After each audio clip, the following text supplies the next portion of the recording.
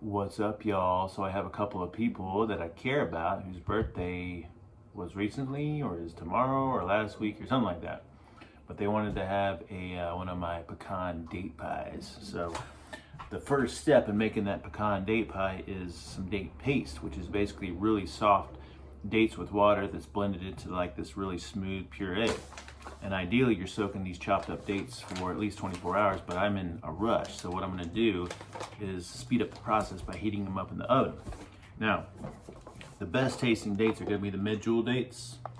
And there's a bunch of different ones out here. This is the one that I felt like was the cheapest that I could find in a moment's notice. But then regular dates are super cheap. So to make this a little bit more cost effective and not the most expensive, I'm mixing Medjool dates with the regular dates. And then we'll put that into a jar and put it in the oven at a very, very low temperature so it can stay warm all day today. I forgot my tripod and I was wondering how I'd set this up, and this actually looks really cool. So I'm just giving each one of these dates one shot so that the water can access them inside the mason jar. And all I'm going to do is cram these into a mason jar.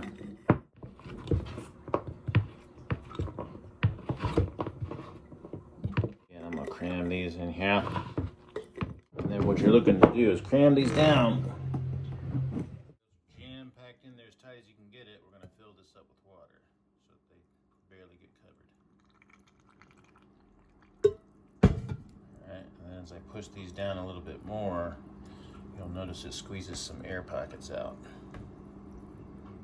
Putting these in the oven at my lowest setting, which is like 150 degrees for the majority of the day. So they can then we're going to put it into the Ninja food processor, or any food processor. Yes. Now, check out this golden goodness, this paste. This is what we're looking for right here.